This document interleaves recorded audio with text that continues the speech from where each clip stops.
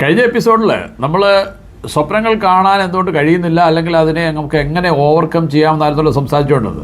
സ്വപ്നങ്ങൾ കാണുന്നത് നമ്മൾ പ്രധാനമായിട്ട് നമ്മൾക്ക് പുതിയ സ്വപ്നങ്ങൾ ഉണ്ടാവണമെന്നുണ്ടെങ്കിൽ സക്സസ്ഫുള്ളായ ആളുകളുമായിട്ട് മീറ്റ് ചെയ്യുക, അതുപോലെ തന്നെ പുതിയ കാര്യങ്ങൾ പഠിക്കുക, നമ്മുടെ പുതിയ സ്കില്ലുകൾ നേടുക, അതുപോലെ തന്നെ പുതിയ പുതിയ എക്സ്പീരിയൻസുകൾ ഉണ്ടാക്കുക. നല്ല എക്സ്പീരിയൻസുകൾ, മദ്യത്തിൻ്റെയും മയക്കുമരുന്നിൻ്റെയും ഒന്നും എക്സ്പീരിയൻസ് അല്ല, നല്ല എക്സ്പീരിയൻസുകൾ ജീവിതത്തിൽ ഉണ്ടാക്കിയാൽ അത് നമുക്ക് പുതിയ സ്വപ്നങ്ങൾ കാണാൻ നമ്മളെ സഹായിക്കും.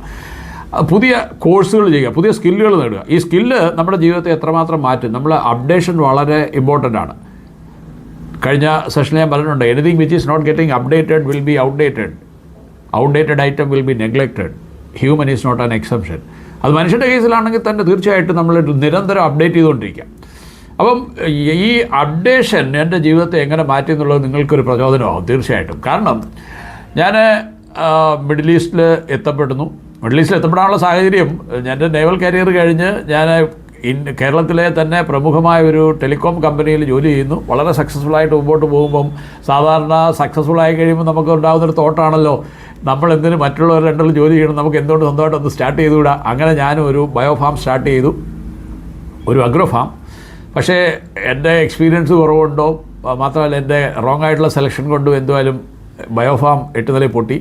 അങ്ങനെയൊക്കെയാണ് ഞാൻ സൗത്ത് ആഫ്രിക്ക, സിറിയ വഴി ഞാൻ അവിടേക്ക് പോകുന്നത്, മിഡിൽ ഈസ്റ്റിലേക്ക് പോകുന്നത്. പക്ഷേ മിഡിൽ ഈസ്റ്റിൽ എത്തിയപ്പോഴേ എനിക്ക് ഏറ്റവും വലിയ ബുദ്ധിമുട്ടായിട്ട് തോന്നിയത് ബുദ്ധിമുട്ടെന്ന് പറഞ്ഞാൽ അവിടുത്തെ ഏറ്റവും വലിയ ചലഞ്ചായിട്ട് എനിക്ക് ഫേസ് ചെയ്തത്, ഇന്ത്യൻ ഡ്രൈവിംഗ് ലൈസൻസ് കൊണ്ട് നമുക്ക് അവിടെ രക്ഷയില്ലല്ലോ. അവിടെ ഡ്രൈവിംഗ് ലൈസൻസ് ഇല്ലാതെ വരുമ്പോൾ നമ്മൾ കംപ്ലീറ്റ്ലി പാരലൈസ് ആയി പോവുകയാണ്. അതുകൊണ്ട് നല്ല ജോലികളൊക്കെ എനിക്ക് നിരാകരിക്കപ്പെടുന്നു. എന്തുകൊണ്ടോ ഫൈനലി ഒരുപാട് കഷ്ടപ്പാടുകൾക്ക് ശേഷം അവസാനം അവിടുത്തെ ഒരു പ്രമുഖ ഓയിൽ കമ്പനിയിൽ ഞാൻ ടെലികമ്മ്യൂണിക്കേഷൻ ഡിപ്പാർട്ട്മെൻറ്റിൽ ജോലി കിട്ടി. പക്ഷേ ആ ജോലി എന്ന് പറഞ്ഞാൽ അതൊരു കോൺട്രാക്ട് ബേസ്ഡ് ജോബാണ്. കോൺട്രാക്ട് ബേസ്ഡ് ജോബ് എന്ന് പറയുമ്പം ഡയറക്റ്റ് ഗവൺമെൻറ് ജോബല്ല. ഡയറക്റ്റ് ഗവൺമെൻറ് ജോബ് അല്ലാത്തതുകൊണ്ട് തന്നെ സാലറി അവിടുത്തെ ലോക്കൽസിന് കിട്ടുന്നതിൻ്റെ 10 കിട്ടത്തുള്ളൂ. അന്ന് ഞാൻ ഡ്രോ ചെയ്തിരുന്നത് ഒരു 5500 ദിറംസ് ആയിരുന്നു. എൻ്റെ കൗണ്ടർ പാർട്ട്, അതായത് എൻ്റെ കൂടെ ഉണ്ടായിരുന്ന ലോക്കൽസിന് 40,000 ദിറംസ് ഒക്കെ ആയിരുന്നു അന്ന് സാലറി ഡ്രോ ചെയ്തിരുന്നത്. എന്നാൽ വർക്ക് മൊത്തം ചെയ്യുന്നത് നമ്മൾ ഇന്ത്യക്കാരുമാണ്. അങ്ങനെയൊക്കെ ഞാൻ ഈ 5500 ദിറംസ് എന്ന് പറഞ്ഞാൽ ഇന്ത്യൻ റുപ്പീസ് ഒരു അന്നത്തെ കാലത്ത് ഒരു 85,000 രൂപയുള്ളൂ.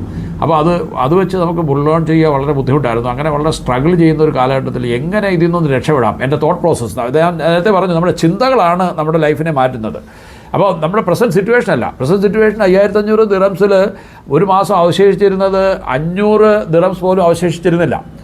അത് നമ്മുടെ പ്രസൻറ്റ് കണ്ടീഷനാണ്. ആ പ്രസൻറ്റ് കണ്ടീഷൻ അല്ല നമ്മുടെ ലൈഫിനെ മാറ്റുന്നത്, മറിച്ച് നമ്മുടെ ചിന്തകളാണ്. അപ്പോൾ ഞാൻ ചിന്തിച്ചു, ഇതിൽ നിന്ന് എങ്ങനെ നമുക്ക് കുറച്ചുകൂടെ ബെറ്റർ ലെവലിലേക്ക് പോകാം, ഈ 40,000 ദിറംസിലേക്ക് നമുക്ക് എങ്ങനെ എത്താം. അങ്ങനെ പല മാർഗ്ഗങ്ങൾ നോക്കി. നമ്മൾ എങ്ങും ഒരു വെള്ളിവരെ കാണുന്നില്ല. നമ്മളിങ്ങനെ ആലോചിച്ചുകൊണ്ടിരിക്കുകയാണ് എങ്ങനെ രക്ഷപ്പെടും. അങ്ങനെ ഒരു ദിവസം രാത്രി ഞാനിങ്ങനെ കൺട്രോൾ റൂമിൽ, നൈറ്റ് ഷിഫ്റ്റിൽ 2 പേരാണുള്ളത്. അപ്പം കൂടെയുള്ള ആൾ റെസ്റ്റ് എടുക്കുകയാണ്. അപ്പം ഞാൻ ഇരുന്ന് നെറ്റിലിങ്ങനെ നോക്കിക്കൊണ്ടിരിക്കുക, രക്ഷപ്പെടാൻ എന്താണ് ഒരു മാർഗ്ഗം. ഇങ്ങനെ തിരഞ്ഞുകൊണ്ടിരിക്കുമ്പോൾ പെട്ടെന്ന് ഞങ്ങളുടെ റൂമിലേക്ക്, അതായത് കൺട്രോൾ റൂമിലേക്ക് ഒരു ഇംഗ്ലീഷുകാരൻ വരുന്നു. അപ്പോൾ അയാൾക്കൊരു ഫോട്ടോ കോപ്പി എടുക്കാൻ, അതായത് ഞങ്ങളുടെ ഓഫീസ് മാത്രമാണ് നൈറ്റ് ഷിഫ്റ്റിൽ ഈ പ്രിൻ്ററുള്ളത്. അപ്പം പ്രിൻ്റ് കോപ്പി എടുക്കാനായിട്ട് പുള്ളി വന്നിട്ട് ചോദിച്ചു, Mathew, what are you doing? അപ്പോൾ ഞാൻ പറഞ്ഞു, I am looking for something which can change my life. എൻ്റെ ജീവിതം മാറ്റാനുള്ള വല്ല മാർഗ്ഗം ഉണ്ടോ എന്ന് ഞാൻ നോക്കുകയാണെന്ന് പറഞ്ഞു. അപ്പോൾ അയാൾ എന്നോട് വളരെ ഫാസ്റ്റായിട്ട്, പുള്ളി ഒരു പെട്രോളിയം എഞ്ചിനീയറാണ്, അപ്പം ഡ്രില്ലിങ് നടക്കുന്നതിൻ്റെ കാര്യങ്ങളായിട്ട് പുള്ളി വളരെ ബിസിയാണ്. അപ്പോൾ പ്രിൻ്റ് എടുത്ത് പെട്ടെന്ന് ഓടാനുള്ള ഓട്ടത്തിനിടയ്ക്ക് അയാൾ പറഞ്ഞു, യു ഡു നീബോഷ്. അപ്പോൾ ലോകത്തിൽ അന്ന് വരെ ഞാൻ ഈ നീബോഷ് എന്നുള്ള വാക്ക് കേട്ടിട്ടില്ല. അന്ന് ഞാൻ അപ്പം തന്നെ നെറ്റിൽ സെർച്ച് ചെയ്തു, എന്താണ് ഈ നീബോഷ് എന്ന് national examination board in occupational safety and health എന്നാണെന്നും അതിൻ്റെ കോഴ്സിന് എത്രമാത്രം പ്രാധാന്യമുണ്ടെന്നും ഒക്കെ അന്ന് രാത്രി മനസ്സിലാക്കി ഞാൻ പിറ്റേന്ന് എനിക്ക് നൈറ്റ് ഷിഫ്റ്റ് കഴിഞ്ഞാൽ അടുത്ത ദിവസം ഓഫാണ്. പിറ്റേ ദിവസം ഞാൻ ഹംദാൻ സ്ട്രീറ്റിലുള്ള ഒരു ഇൻസ്റ്റിറ്റ്യൂട്ടിൽ പോകുമ്പം അവിടെ ഞാൻ ചെല്ലുമ്പം ഒരു ചെറിയൊരു ഓഫീസിലേക്ക് കയറുന്നു ചെല്ലുമ്പം ഒരു ഇംഗ്ലീഷുകാരൻ ഒരു കസേരയിൽ ഇതുപോലെ ഇരുന്ന് കാല് മുകളിൽ വെച്ചിട്ട് കൈ ഇങ്ങനെ കെട്ടി ഇങ്ങനെ ആടിക്കൊണ്ടിരിക്കുകയാണ്. അപ്പോൾ എന്നെ കണ്ടതും പുള്ളി കാല് താത്തിട്ട് ചോദിച്ചു, വാട്ട് യു വാണ്ട്? പെട്ടെന്ന് പുള്ളി ലൈറ്റ് ഓൺ ചെയ്തു, ഡിം ലൈറ്റേ ഉള്ളൂ. അപ്പോൾ ലൈറ്റ് ഓൺ ചെയ്തിട്ട് എന്നോട് ചോദിച്ചു, വാട്ട് യു വാണ്ട്? അപ്പോൾ ഞാൻ പറഞ്ഞു, sir, I want to do NEBOSH. അപ്പോൾ അയാൾ ആദ്യം പറഞ്ഞ വാചകം, that can change your life. ഇന്ന് അറം പറ്റുക എന്നൊക്കെ പറയുമല്ലോ, അതുപോലെ തന്നെ എൻ്റെ ജീവിതത്തിൽ സംഭവിച്ചു. അപ്പോൾ ഈ പുള്ളി പറഞ്ഞു, യു ഡു നീബോഷ്. ഞാൻ അപ്പോൾ പറഞ്ഞു, ഓക്കെ, റെഡി. മറ്റൊന്നും ചിന്തിച്ചില്ല. അപ്പോൾ ചോദിച്ചു, ഫീസ് എത്രയാണ്? 9,000 ദിറംസാണ്. 9,000 ദിറംസ് എന്ന് പറഞ്ഞാൽ എൻ്റെ മന്ത്ലി സാലറി തന്നെ 5,500 റുപ്പീസേ ഉള്ളൂ, ദിറംസേ ഉള്ളൂ. അങ്ങനെ 9,000 ദിറംസ് എങ്ങനെ കൊടുക്കും? ഞാൻ അക്ഷരാർത്ഥത്തിൽ നിൽക്കുന്നതിൽ അലിഞ്ഞുപോയി. കാരണം ഒരു മാസം 500 ദിറംസ് പോലും കയ്യിൽ അവശേഷിക്കാത്തൊരു കാലഘട്ടത്താണിത്. നിങ്ങൾക്കൊക്കെ അറിയാം, ഗൾഫിലുണ്ടായിരുന്നവർക്കൊക്കെ അറിയാം, ഗൾഫിൽ ഈ മൾട്ടി സ്റ്റോറി ബിൽഡിങ്ങിൽ ആരും തന്നെ ഈ സ്റ്റെയർസ് യൂസ് ചെയ്യാറില്ല. എന്നാൽ എല്ലാവരും ലിഫ്റ്റാണ് യൂസ് ചെയ്യുന്നത്. ക്ലീനിങ് ആളുകൾ മാത്രമേ പൊതുവെ ഈ സ്റ്റെയറിലൂടെ പോകാറുള്ളൂ, അല്ലെങ്കിൽ വളരെ ലഗേജൊക്കെ കയറ്റാൻ വേണ്ടി മാത്രം, അങ്ങനെ വളരെ റെയറായിട്ട് മാത്രമേ ഉള്ളൂ. പക്ഷേ അന്നത്തെ ദിവസം ഞാനൊരു സ്റ്റെയർ യൂസ് ചെയ്തു. നിങ്ങൾക്കറിയാമോ എന്തിനാണ് ആ സ്റ്റെയർ യൂസ് ചെയ്യുന്നത്? എവിടെയെങ്കിലും ഇരുന്നൊന്ന് കരയാൻ.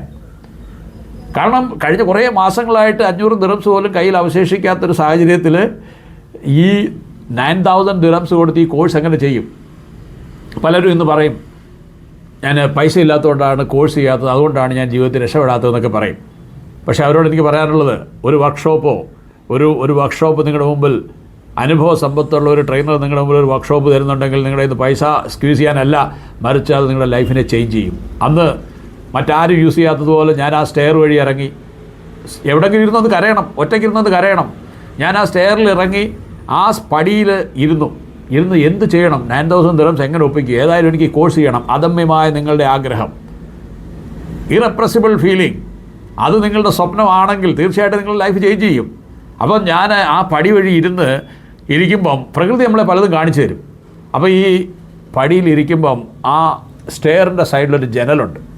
ആ ജനലിലൂടെ ഞാൻ പുറത്തേക്ക് നോക്കുമ്പോൾ സിറ്റി ബാങ്കിൻ്റെ ക്യോക്സ്, ATM കൗണ്ടർ, പോക്കറ്റിൽ തപ്പി ക്രെഡിറ്റ് കാർഡ് ഇരിക്കുന്നു. നേരെ മറ്റൊന്നും ചിന്തിച്ചില്ല, നേരെ ക്രെഡിറ്റ് കാർഡിൽ പോയി അവിടുന്ന് ക്രെഡിറ്റ് കാർഡിൽ നിന്ന് 9,000 ദിറംസ് ക്യാഷ് എടുത്തുകൊണ്ട് തിരിച്ചു വന്ന് അന്ന് അഡ്മിഷൻ വാങ്ങിയിട്ടാണ് ഞാൻ തിരിച്ചു പോയത്. പക്ഷേ let me tell you friends, ഞാൻ പറയാം, അതൊരു idea can change your life നമ്മൾ പറയും. അതൊരു ട്രമൻഡസ് ഡിസിഷനായിരുന്നു. അത് കഴിഞ്ഞ് എനിക്ക് 29 ഓഫറാണ് മിഡിൽ ഈസ്റ്റിൽ നിന്ന് വന്നത്. ഞാൻ അവിടുന്ന് ബഹ്റിലേക്ക് പോയി. പിന്നെ ലൈഫ് ഒരു ജയന്തയാത്ര തന്നെയായിരുന്നു. ഇന്ന് ദൈവാനുഗ്രഹം കൊണ്ട് 56,000-ലധികം ആളുകളെ ട്രെയിൻ ചെയ്യാനും, പല ബുക്കുകൾ എഴുതാനും, രാജ്യങ്ങൾ യാത്ര ചെയ്യാനും, സെമിനാറുകൾ അറ്റൻഡ് ചെയ്യാനും, സെമിനാറുകൾ നടത്താനും, അങ്ങനെ ബോർഡ് ഉണ്ടാക്കാനും കമ്പനി ഉണ്ടാക്കാനും ഒക്കെ സാധിച്ചത് ആ രാത്രിയിലെ ഒരു ഡിസിഷനാണ്. അപ്പോൾ നിങ്ങളുടെ ഒരു ഡ്രീം ഉണ്ടെങ്കിൽ പിന്നീട് അങ്ങോട്ട് ഒരിക്കലും പിന്നെ തിരിഞ്ഞു നോക്കേണ്ടി വന്നില്ല.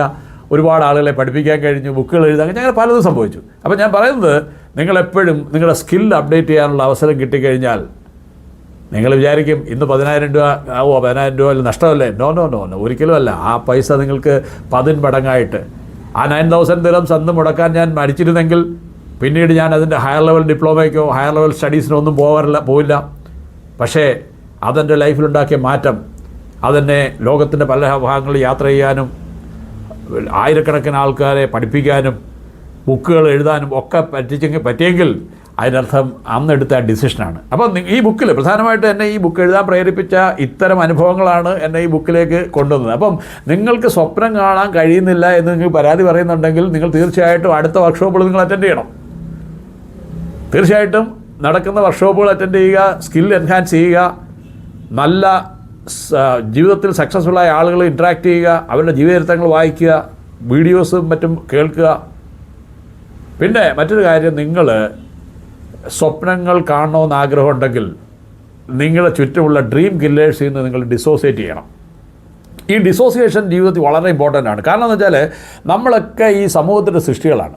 അപ്പോൾ സമൂഹത്തിൻ്റെ സൃഷ്ടി എന്ന് പറഞ്ഞാൽ നമുക്ക് ചുറ്റുമുള്ള പലരും പറയും, അത് നമ്മുടെ പാരൻസ് ആവാം, നമ്മുടെ ക്ലോസ് ഫ്രണ്ട്സ് നമ്മൾ ഉദ്ദേശിക്കുന്നവരാകാം, മേലധ്യക്ഷന്മാരാകാം, മതാധ്യക്ഷന്മാരാകാം, രാഷ്ട്രീയക്കാരാകാം, അവർ പലരും നമ്മളെ സ്വാധീനിക്കാൻ സാധ്യതയുണ്ട്. ഇവരുടെ സ്വാധീനം നമ്മളെ തീർച്ചയായിട്ടും നമ്മുടെ സ്വപ്നങ്ങളിൽ നിന്ന് പുറകോട്ടടിക്കും. അപ്പം നമ്മൾ എന്ത് ചെയ്യണമെന്ന് വെച്ചാൽ, നിങ്ങൾ ജീവിതത്തിൽ രക്ഷപ്പെടാൻ ആഗ്രഹിക്കുന്ന ഒരു വ്യക്തിയാണെങ്കിൽ നിങ്ങൾ ഇൻഡിപെൻഡൻ്റ് ആവുക.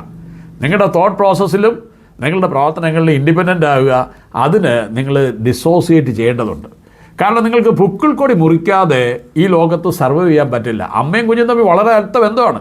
പക്ഷേ അമ്മ പറയുകയാണ് എൻ്റെ കുഞ്ഞിൻ്റെ പുക്കിൾ കൊടി മുറിക്കേണ്ട എന്ന് പറഞ്ഞു കഴിഞ്ഞാൽ പിന്നെ ഈ ലോകത്ത് സർവൈവൽ ഉണ്ടാകത്തില്ല. അപ്പോൾ അതുകൊണ്ട് പുക്കിൾ കൊടി മുറിക്കാതെ നമുക്ക് സർവൈവ് ചെയ്യാൻ പറ്റില്ല. അതുകൊണ്ട് നിങ്ങൾ ഡിസോസിയേറ്റ് ചെയ്യേണ്ട കാര്യങ്ങളെ ഡിസോസിയേറ്റ് ചെയ്യണം. നിങ്ങളോട് ഇത്തരം ഉപദേശങ്ങൾ, അതായത് നിങ്ങളെ കൊണ്ട് പറ്റില്ല, നിങ്ങൾക്കതിനുള്ള കഴിവില്ല, നമുക്കത് ചിന്തിച്ചുകൂടാ, നമുക്ക് അത്തരം സ്വപ്നങ്ങൾ കണ്ടുകൂടാ എന്നൊക്കെ അഡ്വൈസ് ചെയ്യുന്ന ആളുകളുമായിട്ട്, അങ്ങനെ ഒരാൾ അഡ്വൈസുമായിട്ട് നിങ്ങളുടെ മുമ്പിൽ വരുന്നുണ്ടെങ്കിൽ അത് യൂണിവേഴ്സ് കാണിച്ചു തരുന്ന ഇൻഡിക്കേഷനാണ് ഇവരുമായിട്ടൊക്കെ ഡിറ്റാച്ച് ചെയ്യാനുള്ള സമയമായി എന്ന്. അപ്പോൾ തീർച്ചയായിട്ടും നിങ്ങൾ അവരുമായിട്ട് ഡിസ്റ്റൻസ് കീപ്പ് ചെയ്യുക. കാരണം ഡിസോസിയേഷൻ വളരെ ബുദ്ധിമുട്ടായിരിക്കും. പക്ഷേ ഡിസോസിയേറ്റ് ചെയ്യേണ്ടത് മുറിക്കാതെ നിങ്ങൾക്ക് മുന്നോട്ട് പോകാൻ പറ്റില്ല. The best way is to go along is to get along. If you can't get along better get away എന്നാണ്. അതായത് ഒത്തുപോകുന്നതാണ് ഏറ്റവും നല്ലത്. അത് ഒത്തുപോകുന്നത് നിങ്ങൾക്ക് ബുദ്ധിമുട്ടാണെന്നുണ്ടെങ്കിൽ പ്ലീസ് ഗെറ്റ് അവേ. ഈ ബുക്കിൽ പ്രത്യേകിച്ചും അതും പ്രതിപാദിക്കുന്നുണ്ട്. അപ്പം നിങ്ങൾ ഡിസോസിയേറ്റ് ചെയ്യാനുള്ള കാര്യങ്ങൾ ഡിസോസിയേറ്റ് ചെയ്യുക. ഇത്തരം നെഗറ്റീവ് ഫീലിങ്സ് തരുന്ന ആളുകളുമായിട്ട് ഡിറ്റാച്ച് ചെയ്യുക. അതിന് നമ്മുടെ ഇന്നത്തെ സെഷൻ അവസാനിക്കുന്നതിന് മുമ്പിട്ട് നമ്മളെല്ലാം ചുറ്റപ്പെട്ടിരിക്കുന്ന ഒരു ക്രാബിൻ്റെ സൊസൈറ്റിയിലാണ്. എന്താണ് ഈ ക്രാബിൻ്റെ സൊസൈറ്റി എന്ന് പറഞ്ഞാൽ ഒരു കഥ ആയിട്ട് പറയാം. അതായത് കൽക്കട്ടയിൽ വിശ്വാസം എന്ന് പറഞ്ഞ ഒരാളുണ്ടായിരുന്നു. ഇയാൾ ഒരു ക്രാബ് സെല്ലറാണ്. ഈ ക്രാബ് സെല്ലറ് അയാൾ ക്രാബിനെ ഈ ഞണ്ടുകളെ കൃഷി ചെയ്ത് അടുത്തുള്ള വില്ലേജിലൊക്കെയുള്ള ആളുകളിൽ നിന്ന് വാങ്ങും. ചില ആളുകൾ വാങ്ങി എക്സ്പോർട്ട് ചെയ്യുന്നവരുണ്ട്. അപ്പോൾ അങ്ങനെയൊക്കെ ഒരു ഇംഗ്ലീഷുകാരൻ ഇയാളെ കാണാൻ വരുന്നു. ഇയാളുടെ ബിസിനസ് സീക്രട്ടുകളും ബിസിനസ് രഹസ്യങ്ങളൊക്കെ അറിയാനും ഇയാളുടെ ബിസിനസ് സക്സസിനെ കുറിച്ചൊക്കെ പഠിക്കാൻ വേണ്ടി വരുമ്പം അയാൾ നോട്ടീസ് ചെയ്തു അതായത് ഈ വിശ്വാസിൻ്റെ ചുറ്റും ഇരിക്കുന്ന ബക്കറ്റുകളിലൊക്കെ ക്രാബുകളുണ്ട്. പക്ഷേ ഒരു ബക്കറ്റ് പോലും ക്ലോസ് ചെയ്ത് വെച്ചിട്ടില്ല. അപ്പോൾ ഒരു ക്രാബും പുറത്ത് പോകുന്നില്ല. അപ്പോൾ ഇംഗ്ലീഷുകാരൻ വിശ്വാസിനോട് ചോദിച്ചു, വിശ്വാസം നിങ്ങളുടെ ഈ ബക്കറ്റിൽ നിന്ന് ഒരു ക്രാബും എന്താ പുറത്ത് പോകാത്തേ? അപ്പോൾ അയാൾ പറഞ്ഞത് ഇന്ത്യൻ ക്രാബാണ്. അപ്പോൾ അയാൾ ചോദിച്ചു, ഈ ഇന്ത്യൻ ക്രാബിൻ്റെ പ്രത്യേകത എന്താ? അപ്പോൾ അത് ഒരു ക്രാബ് പുറത്തേക്ക് പോകാൻ താല്പര്യമുണ്ടെങ്കിൽ ശ്രമിച്ചാൽ മറ്റ് ക്രാബുകൾ താഴോട്ട് പിടിച്ചിടും. അതുകൊണ്ട് ആരും രക്ഷപ്പെടാൻ പോകുന്നില്ല. നമ്മളും ഇത്തരം ഒരു സൊസൈറ്റിയിലാണ്. അപ്പം നിങ്ങൾ സ്വപ്നം കാണാൻ ആഗ്രഹിക്കുന്നുണ്ടെങ്കിൽ തീർച്ചയായിട്ടും ചെയ്യേണ്ടത് ഇത്തരം ക്രാബുകളിൽ നിന്ന് നിങ്ങൾ രക്ഷപ്പെടുക. അതിൽ നിന്ന് ഡിറ്റാച്ച് ചെയ്യുക. Dissociation may be hard and it may be difficult, but if it is a must you have to do that. ചെയ്യേണ്ടതെങ്കിൽ നിങ്ങൾ തീർച്ചയായിട്ടും ചെയ്തിരിക്കണം. അതുപോലെ തന്നെ മറ്റൊരു കാര്യം, നിങ്ങൾ ഉയരത്തിൽ പറക്കാൻ ആഗ്രഹിക്കുന്നുണ്ടെങ്കിൽ നിങ്ങളുടെ ചിറകുകളിൽ ഭാരം കയറ്റി നിങ്ങൾക്ക് പറക്കാൻ കഴിയില്ല. ഉയരത്തിൽ പറക്കാൻ ആഗ്രഹിക്കുന്ന ഓരോ വ്യക്തിയും ചെയ്യേണ്ടത് എന്താ? അവരുടെ ചിറകുകളെ ലൈറ്റ് ആക്കുകയാണ് ചെയ്യേണ്ടത്. നിങ്ങളുടെ വിങ്സുകളെ നിങ്ങൾ ലൈറ്റ് ആക്കുക. ഇത്തരം തോട്ട് പ്രോസസ്സിൽ നിന്ന് ഗെറ്റ് ഓഫ് ആകുക. അങ്ങനെ നിങ്ങൾക്ക് സ്വപ്നങ്ങൾ കാണാൻ കഴിയും. ഇനി അടുത്ത എപ്പിസോഡിൽ നമുക്ക് തുടർന്ന് ചിന്തിക്കാം.